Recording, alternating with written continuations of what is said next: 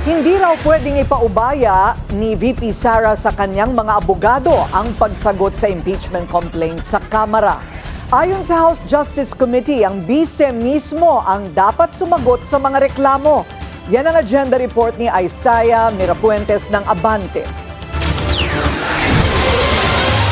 Uusad na sa hearing proper ng House Justice Committee ang impeachment complaints laban kay Vice President Sara Duterte. Matapos may deklarang sufficient in grounds ang dalawang reklamo. Noong Huwebes, naipadala na sa pangalawang Pangulo ang imbitasyon para sa pagdinig sa Miyerkules, March 25, at umaasa ang komite na dadalo ang bise.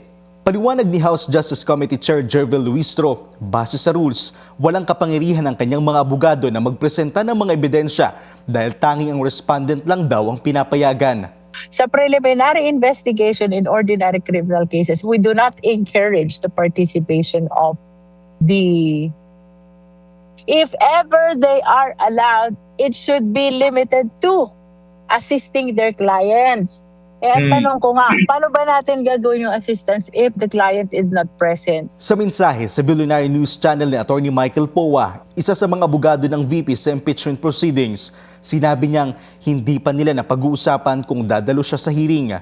Inaasang tatalakayin rin sa Miyerkules ang tila conflict of interest ni Poa at isa pang abogado ng bise na si Atty. Reynold Bunsayak. Pareho kasing nagsilbi bilang spokesperson ni VP Sara ang dalawang abogado sa DepEd at sa OVP na kapwa saklaw ng reklamo laban kay Duterte.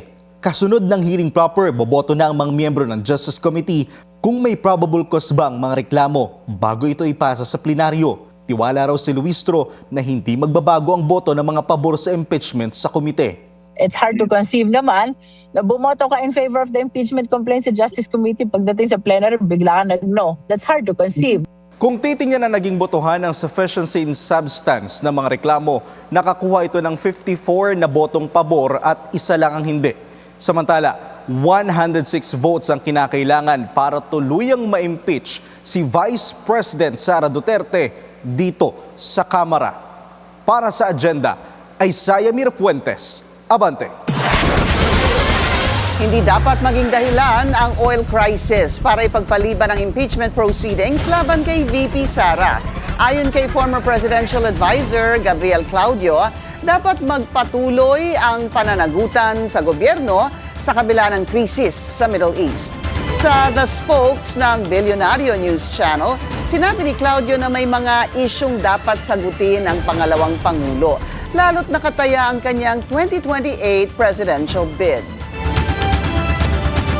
Whatever happens in the Middle East, whether magtagal ito o hindi, whether matapos yung gera ngayon o hindi, the issues being raised in the impeachment will always be there.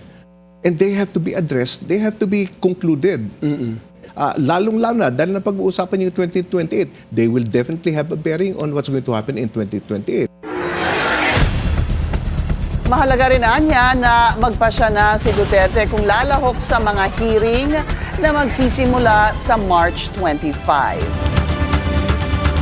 Importante talaga na magdesisyon na mabuti si VP Duterte, whether makakatulong hindi lang sa kanya, pero sa proseso at saka sa bansa na mag-participate siya dun sa proseso. Pag hindi sumipot si VP Duterte dyan, obviously, mas mapapabilis ang ano. Parang she has waived her right to refute or to answer the allegations against her. Manatiling nakatutok sa Billionaire News Channel. Sumubaybay sa aming social media accounts at mag-subscribe sa aming YouTube channel para sa mga bago at eksklusibong balita.